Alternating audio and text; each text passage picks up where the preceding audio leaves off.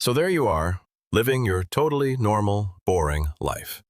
You are minding your own business, wearing questionable sweatpants, and walking into your backyard to throw away some garbage. But instead of the usual quiet night, your lawn is currently on fire. Right between your tomato plants and that cheap plastic garden gnome you bought on sale, there is a giant, glowing, smoking metal saucer.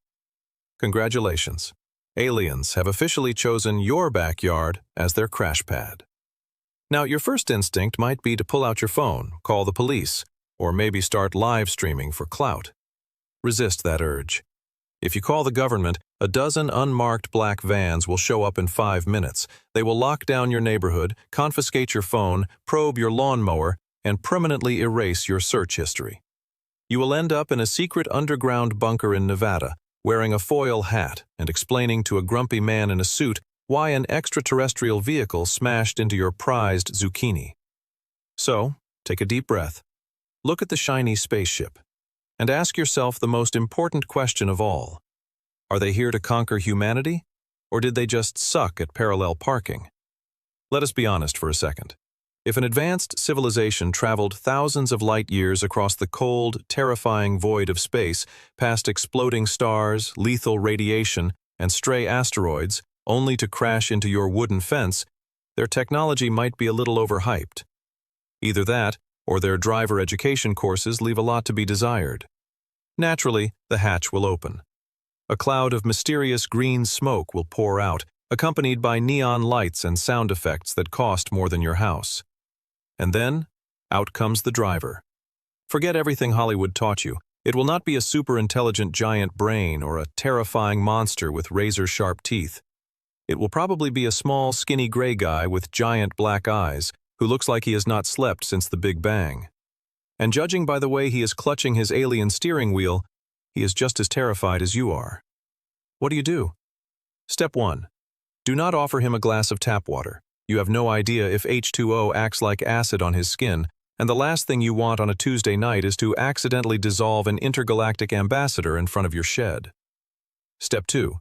Keep your hands where he can see them. Slowly step away from the rake. To a guy who just navigated through the asteroid belt, a rusty metal stick looks suspiciously like an orbital assault weapon. Instead, try basic communication. Do not scream in English, but louder. Raising your voice never helped anyone understand a foreign language, and it definitely will not help with a creature that communicates through telepathy or weird clicking noises. Just nod, smile, and try not to look like an easy meal. At this point, you have 2 choices. Option A, try to establish peace and become the champion of human diplomacy. Option B, figure out how much insurance pays out when a space vehicle demolishes your greenhouse. If you choose diplomacy, you need to offer a peace gift.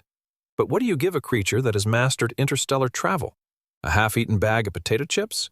A copy of your Wi-Fi password? Maybe just show him how to use your lawnmower so he can fix his engine. Whatever you do, do not try to take a selfie with him just yet. Nothing ruins a first contact scenario like throwing your arm around an alien's shoulder and flashing a bright camera light straight into his giant, unblinking black eyes. That is how you get incinerated into a pile of fine gray ash. But let us talk about the real danger here. It is not the alien. It is your neighbors. The second Mrs. Higgins from next door sees a flashing light, she will look through her curtains. If she sees a green man standing on your grass, she will call the military, the news, and her local gossip group. Within 10 minutes, your quiet backyard will turn into a circus. You will have news helicopters hovering over your chimney, conspiracy theorists setting up tents in your driveway, and guys in hazmat suits spraying your dog with disinfectant. So, if you want to survive this night with your sanity and your property value intact, you need a plan. You need to get that spaceship off your lawn before the sun comes up. How exactly do you tow a broken alien spaceship off your lawn? Well, you cannot exactly call roadside assistance. Imagine calling a tow truck company and telling them you need a flatbed for a round anti-gravity disc that is currently leaking glowing purple plasma onto your driveway.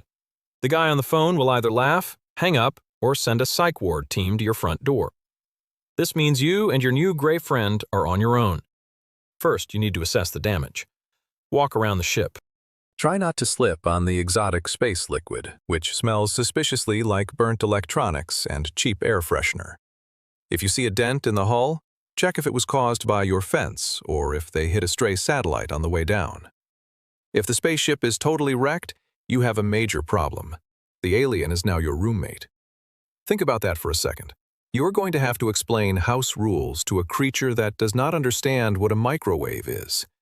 You will have to show him where the bathroom is, only to realize he probably excretes waste through his skin or absorbs energy directly from your toaster. Imagine trying to watch television while a gray humanoid sits on your couch, silently staring into your soul. Every time you ask him what he wants for dinner, he just blinks his giant black eyes and sends a high-pitched buzzing noise directly into your brain. And good luck explaining utility bills. Your electricity bill is going to skyrocket the moment he plugs his alien death ray into your living room wall socket to recharge it. Now, let us assume the ship is not completely destroyed. Maybe it just lost power, or maybe the guy just ran out of space fuel. What do aliens even use for fuel? Dark matter? Antimatter? Zero-point energy? Or maybe, just maybe, their hyperdrive runs on high-fructose corn syrup. Try pouring a bottle of soda into his fuel tank. It sounds stupid, but at this point, what do you really have to lose? Either his ship starts up, or you blow up your entire neighborhood in a majestic purple explosion. Win-win situation. While you two are playing amateur mechanic in the dark, you need to keep a close eye on the sky. Because if one alien saucer landed in your yard, his buddies are definitely looking for him. And alien search and rescue teams are not known for their gentle touch. They do not send a polite email asking if you have seen their lost pilot. They send massive, black, triangular warships that hover over your house, block out the moon, and shine searchlights so bright they will melt your vinyl siding. If you see giant shadows moving across the clouds, it is time to wrap things up. Tell your green buddy to hurry up, help him kick the engine, tape up the cracked windshield with heavy-duty duct tape, and push that saucer until it starts floating again. But what if the alien refuses to leave? What if he looks around your cozy suburban setup, sees your soft sofa, your full refrigerator, and decides that living in your spare bedroom is way better than returning to his boring, sterile home planet? That is when things get really awkward. You cannot just kick out an extraterrestrial visitor. He has lasers. He has mental powers. If you get too aggressive, he might accidentally turn your cat into a glowing sphere of plasma, or beam your car into low Earth orbit just to prove a point. You have to use subtle human psychology. Turn off the Wi-Fi. Stop buying snacks. Start playing terrible reality television on full volume 24 hours a day. Show him the dark side of human culture. Within 3 hours, he will be scrambling back into his damaged ship, desperately trying to escape our bizarre planet. However, let us consider the worst-case scenario.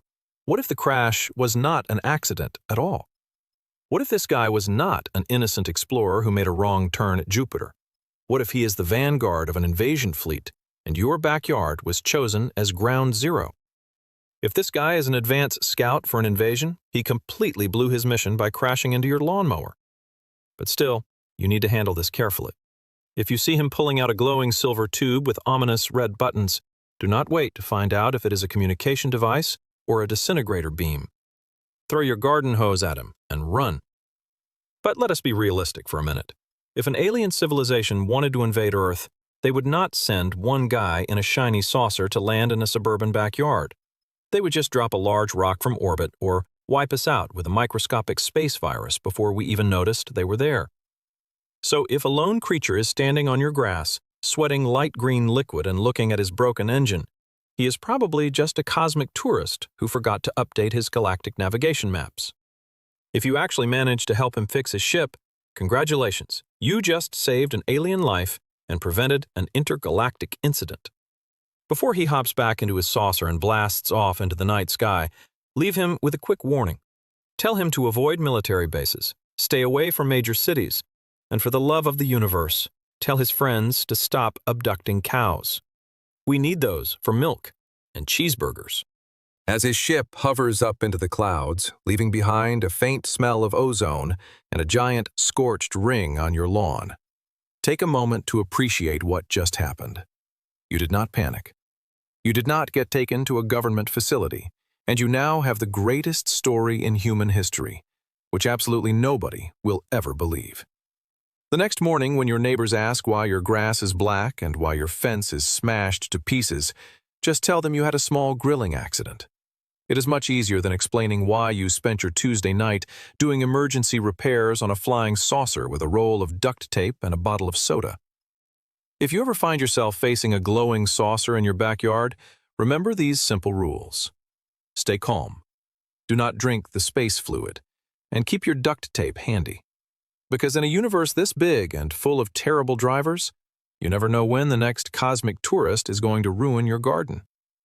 If you enjoyed this survival guide for the alien apocalypse, hit that like button, subscribe for more space survival tips, and drop a comment below letting me know what you would do if an alien crashed on your lawn. Stay safe out there, human.